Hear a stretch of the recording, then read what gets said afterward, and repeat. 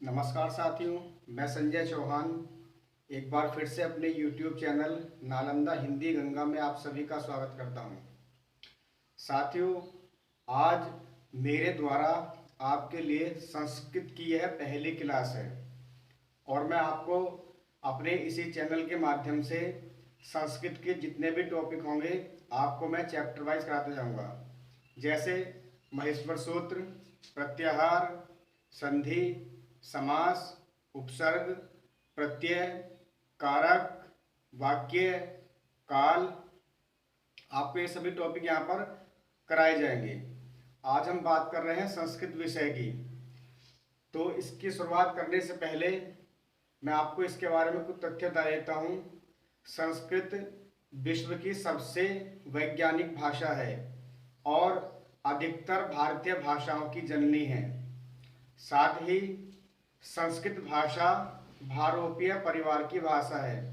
भारत में 4 प्रकार के भाषा परिवार हैं, जिनमें से संस्कृत भारोपीय परिवार से संबंधित है और यह भारत में लगभग अर्थात संस्कृत को भारत में लगभग 24,000 लोग बोलते हैं। अगर हम बात करते हैं हिंदी की, तो भारत में सबसे अधिक बोली जाने वाली भाषा हिंदी है, जो लगभग 43.34% व्यक्तियों के द्वारा बोली जाती है।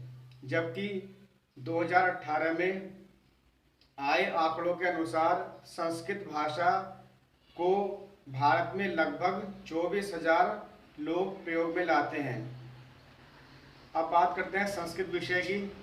संस्कृत एक ऐसा विषय है जो विद्यालयों में एक अतिरिक्त सब्जेक्ट के रूप में पढ़ाया जाता है, लेकिन आवश्यकता इस बात की है कि संस्कृत विषय को भी सभी विद्यालयों में अनिवार्य रूप से पढ़ाया जाना चाहिए, क्योंकि संस्कृत के ग्रंथों में भारत की महान धरोहर शामिल है। यदि संस्कृत भाषा को एक अनिवार्य भाषा के रूप में पढ़ाया जाता है तो भारत की समस्त जनता संस्कृत भाषा के ज्ञान भंडार से परिचित हो जाएगी। साथ ही संस्कृत में जितने भी ग्रंथ लिखे गए हैं उनसे भी परिचित हो जाएगी। अब बात करते हैं संस्कृत के जो विद्वान हुए हैं। हम बात करते हैं सबसे पहले पाणिनि, महर्षि पाणिनि। संस्कृत में महर्षि पाणिनि सबसे बड़े विद्वान माने जाते हैं और ये संस्कृत के एक महान व्याकरण हैं। लेकिन साथ ही हम बात करेंगे मुनित्रय की। मुनित्रय से तात्पर्य है 3 विख्यात मुनि की। इसको हम इस प्रकार से इस ट्रिक से भी याद कर सकते हैं, पाप का। अगर आप इस प्रकार से याद करोगे तो इन सवालों को कभी भी नहीं भूल पाओगे। यहाँ से हम पढ़ेंगे पा से पाणिनि, इस पै से पतंजलि और इस का से कात्यायन, जिनको बर्रुचि कात्यायन के नाम से भी जाना जाता है। अब यहाँ पर महर्षि पाणिनि की बात करते हैं। महर्षि पाणिनि का जन्म लगभग 700 ईसा पूर्व के समय में लाहौर के शलातुर में हुआ था। इनका प्रमुख ग्रंथ है अष्टाध्यायी। इसी ग्रंथ पर महर्षि पतंजलि ने महाभाष्य नाम से टीका लिखी थी। एक बात का और ध्यान रखेंगे, यहाँ पर महर्षि पाणिनि के विषय में जो इनके जन्म स्थान है, कुछ विद्वानों में मतभेद भी है। कुछ विद्वान इनका जन्म काबुल में भी मानते हैं। संस्कृत के अधिकतर विद्वान ऐसे हैं जिनके जन्म के विषय में विद्वानों में एक मतता नहीं है। फिर भी जो आंकड़े हमारे सामने प्रस्तुत किए गए हैं, हम उन्हीं के आकलन के आधार पर ही इस तथ्य तक पहुंच सकते हैं कि उनका जन्म वहां पर या उस समय हुआ होगा। जैसे कालिदास की बात करते हैं तो कालिदास के जन्म के विषय में भी अनेक विवाद प्रचलित हैं, लेकिन उनका एक ग्रंथ है मालविका अग्निमित्रम।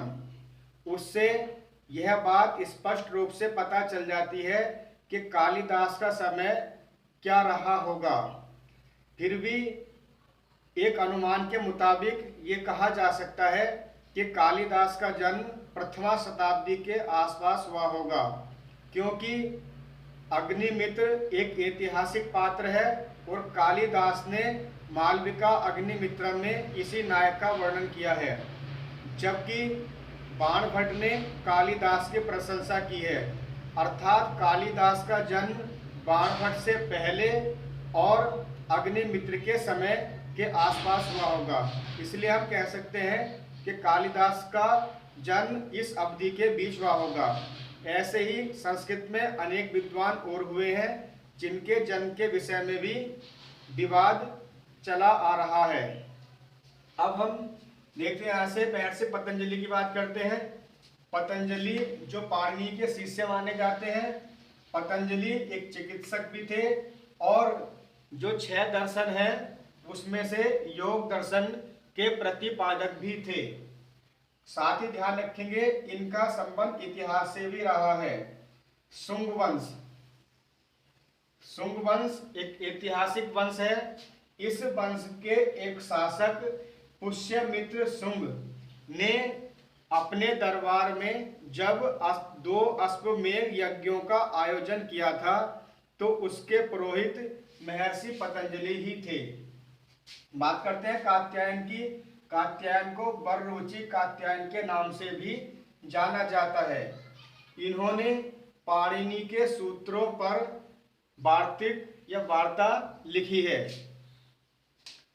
साथियों, अब इस वीडियो के बाद मैं आपको जैसे महेश्वर सूत्र हुआ, वर्णों के प्रकार हुए, वर्णों के उच्चारण स्थान हुए, संधि हुई, समास हुए, उपसर्ग है, प्रत्यय है, कारक है, ये सारे टॉपिक कराऊंगा।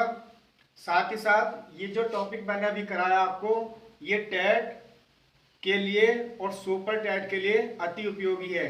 भले ही सुपर टेट में संस्कृत साहित्य ना आता हो, लेकिन ये प्रश्न जीएस से संबंधित हो सकते हैं।